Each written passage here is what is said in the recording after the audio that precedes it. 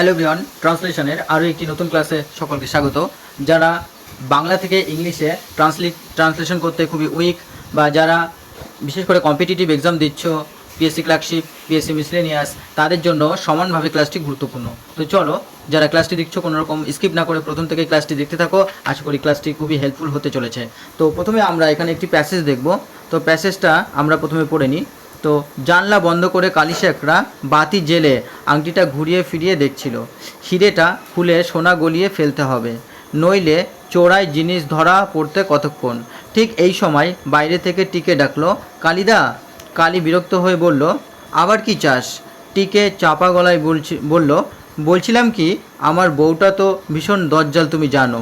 তা জানি, আমি এত রাতে বাড়ি ফিরলে বউ আমার ট্যাগ হাতিয়ে দেখবে। তো এই পুরো যে এখানে আমরা দেখতে পাচ্ছি প্যাসেজটাকে আমরা কিভাবে ওয়ান বাই ওয়ান ট্রান্সলেট করব, চলো দেখে নেওয়া যাক। তো প্রথমে আমরা এইভাবে লিখব যে প্রথম লাইনটা আছে, জানলা বন্ধ করে কালিশেখরা বাতি জেলে আংটিটা ঘুরিয়ে ফিরিয়ে দেখছিল।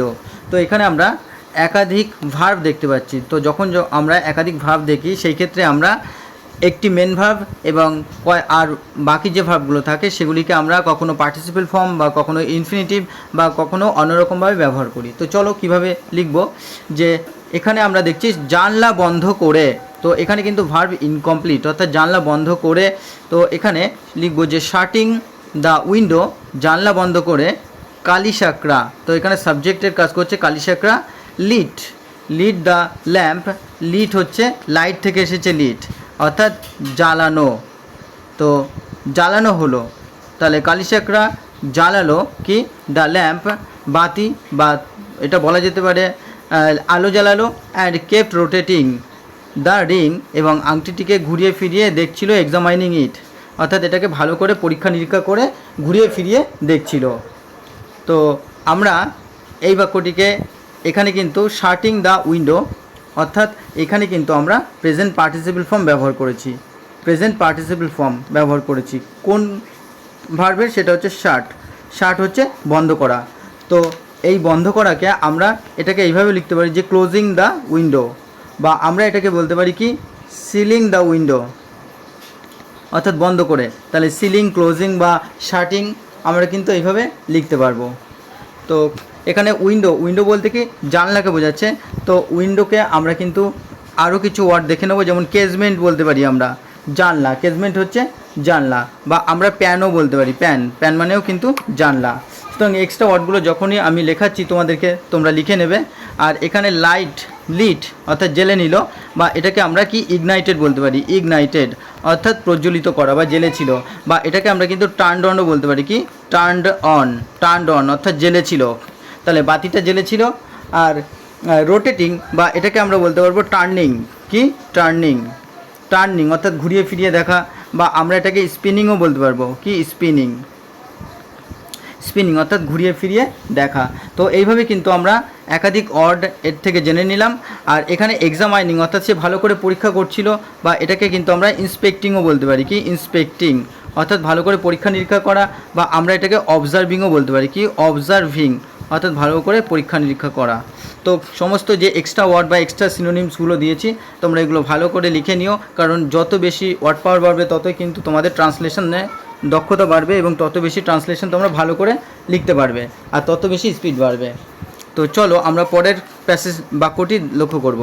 পরের বাক্যটি আছে যে হিরেটা খুলে সোনা গলিয়ে ফেলতে হবে। তো এখানে কিন্তু আমরা কি সাবজেক্ট রয়েছে সেটাকে আমরা সাইলেন্ট দেখতে পাচ্ছি। তো সাইলেন্ট কেন দেখতে পাচ্ছি? কারণ এখানে কোনো নির্দিষ্ট ব্যক্তির কথা বলা হচ্ছে না। তো কিন্তু এখানে যেহেতু আমরা কালিশেখরার কথা বলছি, সুতরাং তাকে এখানে আমরা ইন্ডিকেট করব, অর্থাৎ সে। তাহলে তাকে কি বলবো? তাকে হিরেটা খুলে সোনা গলিয়ে ফেলতে হবে, এইভাবে কিন্তু আমরা লিখব। কারণ আমরা জানি সাহিত্যের ভাষায় সবসময় সব কিছু বলা থাকে না, সেটা সাহিত্যের ভাষা অনুযায়ী লেখা হয়। তাহলে ইংলিশে আমরা লিখব ঠিক he would have to remove, তাকে কি করতে হবে? তাকে সরিয়ে ফেলতে হবে বা গলিয়ে ফেলতে হবে সেখান থেকে দ্য ডায়মন্ড, অর্থাৎ ডায়মন্ড থেকে তাকে সেখান থেকে সরিয়ে ফেলতে হবে বা গলিয়ে ফেলতে হবে। অ্যান্ড মেল্ট দ্য গোল্ড, এবং কি করতে হবে? এবং সোনা গলিয়ে ফেলতে হবে। তাহলে he would have to remove the ডায়মন্ডটি তাকে সরিয়ে ফেলতে হবে, অ্যান্ড মেল্ট দ্য গোল্ড, এবং সোনা গলিয়ে ফেলতে হবে। তো এইভাবে কিন্তু আমরা লিখেছি। তো এখানে হ্যাভ টু এর কথা কখন ব্যবহার করা হয়? হ্যাভ টু আমরা তখনই ব্যবহার করি, অর্থাৎ এখানে রিমুভ করতে হবে। তো আমরা ভবিষ্যৎকালে যখন কোনো কিছু বলি যে করতে হবে, ভবিষ্যতে কিছু করতে হবে বোঝালে তখন কিন্তু আমরা হ্যাভ টু এর ব্যবহার করি। হ্যাভ টু, যেমন he has to go the school, তাকে স্কুলে যেতে হবে। বা I have to go to the market, আমাকে বাজারে যেতে হবে। সুতরাং এই যে have to subject plus has অথবা have plus to plus V1, then আমরা আদার্স ব্যবহার করি। তো এইভাবে কিন্তু আমরা এই সেন্টেন্স স্ট্রাকচারটা ব্যবহার করি। তাহলে তাকে ভবিষ্যতে যেতে হবে, তাহলে he would have to go, have to remove, তাকে কি করতে হবে? তাকে সরিয়ে ফেলতে হবে বা তাকে খুলে ফেলতে হবে। কি করতে হবে?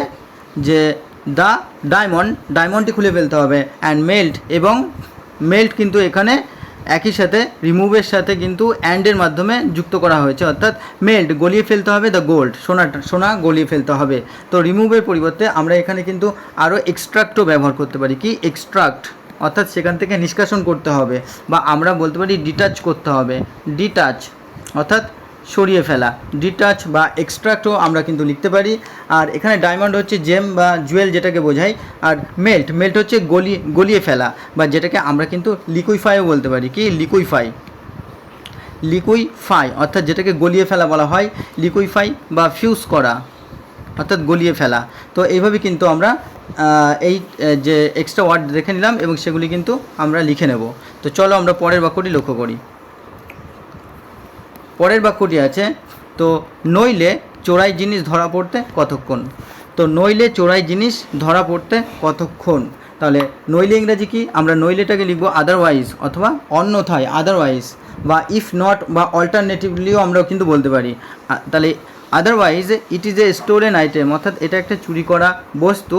How long until he is caught, অর্থাৎ তাকে ধরতে কতক্ষণ। How long until he is caught, বা তাকে ধরা পড়তে কতক্ষণ, এমনটাই কিন্তু আমরা লিখব। তাহলে কি? ইফ নট, আদারওয়াইজ, অথবা আমরা বলতে পারি ইফ নট, অথবা যদি এরকমটা না করি বা আমরা বলতে পারি যে অল্টারনেটিভলি অথবা অন্যতায় বলতে পারি। তাহলে আদারওয়াইজ, ইফ নট বা অল্টারনেটিভলি। আর ইট ইজ এ স্টোলেন বলতে এখানে চুরি করা, বা এটাকে আমরা কিন্তু পিলফার্ডও বলতে পারি। কি? পিলফার্ড অর্থাৎ চুরি যাওয়া বা চুরি করা, বা আমরা এটাকে বলতে পারি যে টেকেনও বলতে পারি, অর্থাৎ নেওয়া। হাউ লং, বা আমরা বলতে পারি কি এটাকে হাউ লংয়ের পরিবর্তে আমরা কিন্তু এটাকে বলতে পারি যে হাউ মাচ টাইম, অর্থাৎ কত সময়, বা আমরা এটাকে বলতে পারি যে হোয়াট টাইম, অর্থাৎ কত সময়। তো এইভাবে কিন্তু আমরা লিখতে পারি। সুতরাং তোমাদের যেটা সুবিধা হবে তোমরা সেইভাবে লিখবে। আর ধরা পড়া ইংরেজি এখানে যেমন কট অর্থাৎ ইজ কট, বা এটাকে আমরা কিন্তু বলতে পারি কি গেটস কট অর্থাৎ ধরা পড়তে, বা আমরাকে এটা বলতে পারি কি গেটস ন্যাব বলতে পারি, অর্থাৎ পাকড়াতে বা ধরতে। তো এইভাবে কিন্তু আমরা এটা লিখতে পারবো। আর আনটিল হচ্ছে কতক্ষণ বা কতক্ষণ পর্যন্ত এখানে বোঝাচ্ছে। তো চলো আমরা পরের যে সেন্টেন্স সেটা লক্ষ্য করি। পরের সেন্টেন্সটা আছে যে ঠিক এই সময় বাইরে থেকে টিকে ডাকলো কালিদা। তাহলে এটা আমরা ইংলিশে কীভাবে লিখব? তো জাস্ট দেন অর্থাৎ সেই মাত্র বা ঠিক তখনই কি টিকে ডাকলো ফ্রম আউটসাইড বাইরে থেকে কি কালিদা, অর্থাৎ কালিদা বলে সে বাইরে থেকে ডেকে উঠলো। তাহলে কি জাস্ট দেন, বা আমরা এটাকে বলতে পারি কি অ্যাট দ্যাট টাইম অর্থাৎ সেই সময়। আর টিকে এখানে সাবজেক্ট এবং কল্ড হচ্ছে V2 অর্থাৎ ডাকলো। আর ফ্রম আউটসাইড বা সেটাকে আমরা বলতে পারি কি বাইরে থেকে। তো আউটসাইড বা আউটডোরস বা বিয়ন্ড দ্য ডোরও বলতে পারি কি আমরা কি বিয়ন্ড দ্য ডোর অর্থাৎ বাইরে থেকে, বা আমরা এটাকে আউটডোরসও বলতে পারি কি আউটডোরস অর্থাৎ বাইরে থেকে ডাকলো কালিদা বলে। তো চলো আমরা পরের বাক্যটি লক্ষ্য করি। পরের বাক্যটি আছে, দেখো কালী বিরক্ত হয়ে বলল আবার কি চাস। তো এখানে কিন্তু জিজ্ঞাসা করা হয়েছে যে আবার সে কি চায়। তাহলে ইংলিশে আমরা বলবো কালী বিরক্ত হয়ে বলল, তাহলে কালী, তো এখানে হচ্ছে subject and got irritated. Goat irritated, এখানে ইরিটেটেড কিন্তু অ্যাডজেক্টিভ হিসাবে ব্যবহার করা হচ্ছে, কি অ্যাডজেক্টিভ। আর এখানে মেন ভার্ব অর্থাৎ ভি টু এর কাজ করছে গট। তো গট ইরিটেটেডের অর্থ হলো কালী গট ইরিটেটেড বা কালী বিরক্ত হয়ে গেল, অ্যান্ড সেইড এবং বলল বা কালী বিরক্ত হয়ে বলল আমরা বলতে পারি কি what do you want again, তুই আবার কি চাস বা তুই পুনরায় আবার কি চাস। তো এইভাবেই কিন্তু আমরা বলতে পারি, বা আমরা গট ইরিটেডকে আমরা কিন্তু এইভাবে বলতে পারি যে গট অ্যানয়েড, কি got annoyed, Kali got annoyed, সে বিরক্ত হয়ে গেল, বা কালী গট ভেক্সড। ভেক্সডের অর্থ হলো কি বিরক্ত হয়ে যাওয়া, বা অ্যানয়েড বিরক্ত হয়ে যাওয়া। আর রিপ্লাইড, আর এখানে আমরা সেইড বা রিপ্লাইড বলতে পারি বা উত্তর দিল। আর হোয়াট ওয়ান্ট, ওয়ান্ট বলতে এখানে চাওয়া বা তার কি প্রয়োজন ছিল। নিডও বলতে পারি আমরা, বা কি রিকোয়ার, বা কি রিকোয়ার তার কি প্রয়োজন। সুতরাং এই ওয়ার্ডগুলো তোমরা লিখে নেবে। আর নাও এগেন, এগেন হচ্ছে পুনরায় বলতে পারি আমরা এগেন। আর বা এটাকে আমরা বলতে পারি যে কারেন্টলিও বলতে পারি আমরা এটাকে, কারেন্টলিও অর্থাৎ বর্তমানে তোর আবার কী চাই, বা এখন অ্যাট প্রেজেন্ট, বা বর্তমানে তোর আবার কী চাই, এরকমও কিন্তু আমরা লিখতে পারি। সুতরাং যেটা তোমাদের ইচ্ছা, এবং এক্সট্রা ওয়ার্ডগুলো তো অবশ্যই লিখে নেবে। এবং তোমাদের আমি ডিফারেন্ট মেথডে কীভাবে লেখা যায়, বিভিন্ন ওয়ার্ড আলাদা আলাদা ওয়ার্ড ইউজ করে কীভাবে লেখা যায়, সেগুলো আমি তোমাদের সাথে সাথে করিয়ে দিই, যাতে তোমাদের ট্রান্সলেশন আরও বেশি তোমাদের কাছে আরও ইজি হয়। তো চলো পরের বাক্যটি লক্ষ্য করি। পরের বাক্যটি আছে কি, পরের বাক্যটি যে টিকে চাপা গলায় বলল, বলছিলাম কি আমার বউটা তো ভীষণ দজ্জাল তুমি জানো। তাহলে এটা ইংলিশে কি লিখবো, টিকে সাইড ইন হুস্ট ভয়েস, বা হুস্ট ভয়েস মানে কি এখানে একটু চাপা গলায় বলল। ইউ নো, তুমি জানো, মাই ওয়াইফ ইজ এক্সট্রিমলি, আমার বউ ভীষণভাবে হট টেম্পার্ড। হট টেম্পার্ড বলতে এখানে দজ্জালকে বোঝানো হচ্ছে। তাহলে টিকে সেইড ইন হুস্ট ভয়েস, অর্থাৎ টিকে এখানে বলল সাবজেক্ট আর V two, in hushed voice অর্থাৎ একটা চাপা গলায় বলল, একটা চাপা গলায় বলল কি যে, বা এটাকে আমরা বলতে পারি একটা লো ভয়েসও বলতে পারি, কি লো ভয়েস, লো ভয়েস অর্থাৎ একটা চাপা গলায় বলা, বা একটা শান্ত মেজাজেও বলা, বা কোয়াইট ভয়েসে বলতে পারি। এটা শান্ত ভয়েসে বললো যে you know my wife is voice, বা এটাকে আমরা কিন্তু টোনও বলতে পারি, টোন বলতে পারো তোমরা। তো যেটা ইচ্ছে সেটা লিখতে পারো। আর কি এখানে বলা হয়েছে মাই ওয়াইফ ইজ এক্সট্রিমলি, এক্সট্রিমলি মানে কি সম্পূর্ণরূপে, বা এটা ভীষণভাবে, বা এটাকে আমরা বলতে পারি কি ট্রেবলি, টেরিবেলি মানে ভীষণভাবে বা মারাত্মকভাবে। তাহলে এক্সট্রিমলি বা ট্রিবলিও এখানে ইউজ করা যেতে পারে। আর হট টেম্পার্ড, বা এটাকে আমরা শর্ট টেম্পার্ডও বলতে পারি, কি শর্ট টেম্পার্ড, শর্ট টেম্পার্ড। তো এইভাবে কিন্তু আমরা এই বাক্যটিকে লিখতে পারি। আর এখানে যেরকমটা এখানে আছে, প্রথমে রিপোর্টেড স্পিচ, রিপোর্টিং স্পিচ, তারপরে রিপোর্টেড যে স্পিচ রয়েছে সেটা পরবর্তীতে যেভাবে ডবল ইনভার্টেড কমার মধ্যে রাখা হয়েছে সেইভাবেই কিন্তু আমরা লিখেছি। তো চলো আমরা পরের বাক্যটি লক্ষ্য করি। পরের বাক্যটি আছে যে তা জানি, তাহলে ইংলিশে কী হবে, আই নো, অর্থাৎ আমি সেটা জানি, বা আই নো দ্যাটও আমি বলতে পারি এখানে, আমি সেটা জানি, বা I know that, I know that, এইভাবে কিন্তু লিখতে পারা যাবে। তো যেটা ইচ্ছা তোমরা সেইভাবেই লিখো। তো চলো আমরা পরের বাক্যটি লক্ষ্য করি। পরের বাক্যটি আছে যে আমি এত রাতে বাড়ি ফিরলে বউ আমার ট্যাগ হাতিয়ে দেখবে। ট্যাগ বলতে কি এখানে তার পকেট হাতিয়ে দেখবে, তেমনটাই কিন্তু বোঝানো হয়েছে। তো কি এটা ইংলিশে আমরা এইভাবে লিখবো যে if I go home this late night, অর্থাৎ এত রাতে আমি যদি বাড়ি যাই, she will fix my pocket, সে আমার, অর্থাৎ এটা কিন্তু সে উত্তর দিচ্ছে, সেটা এখানে টিকে উত্তর দিচ্ছে যে if I go home this late night, এত রাতে যদি আমি বাড়ি যাই, she will fix my pocket, সে আমার পকেট হাতিয়ে নেবে, বা আমার পকেট বা আমার ট্যাগ থেকে আমার গোছা থেকে সমস্ত কিছু বের করে নেবে। তো if I go this late night, অর্থাৎ দিস লেট নাইট বলতে এখানে কি দিস ডিলেড নাইট, ডিলেড অর্থাৎ দেরি করে যেহেতু যাওয়া, তো এত দেরিতে, ডিলেড নাইটও বলতে পারি, অর্থাৎ এত দেরি রাত বা এত গভীর রাতে যদি বলতে পারি। আর শি উইল ফিক্স, ফিক্স মানে কি এখানে সে সার্চ করে নেবে, সার্চ, সে সার্চ করে নেবে, বা এটাকে আমরা বলতে পারি প্যাড ডাউন করা, প্যাড ডাউন করা অর্থাৎ খুঁজে বের করে নেওয়া, কি মাই পকেটস, আমার পকেট থেকে। তো এইভাবে কিন্তু আমরা লিখতে পারবো।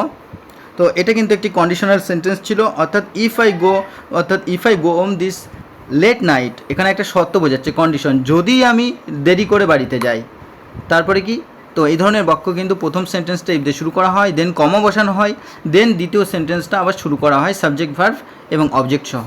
তো প্রথমটাও যেরকম সাবজেক্ট ভার্ব অবজেক্ট থাকবে, দ্বিতীয়টা সাবজেক্ট ভার্ব অবজেক্ট থাকবে, অর্থাৎ ইফটা এখানে অ্যাজ এ কনজাংশন বা অ্যাজ এ লিঙ্কার হিসাবে কিন্তু দুটো সেন্টেন্সের মধ্যে বা টু আইডিয়াসের মধ্যে কিন্তু এখানে যোগসূত্র ঘটানোর জন্য ব্যবহার করা হয় এবং কমার মাধ্যমে আমরা এইভাবে কিন্তু লিখি।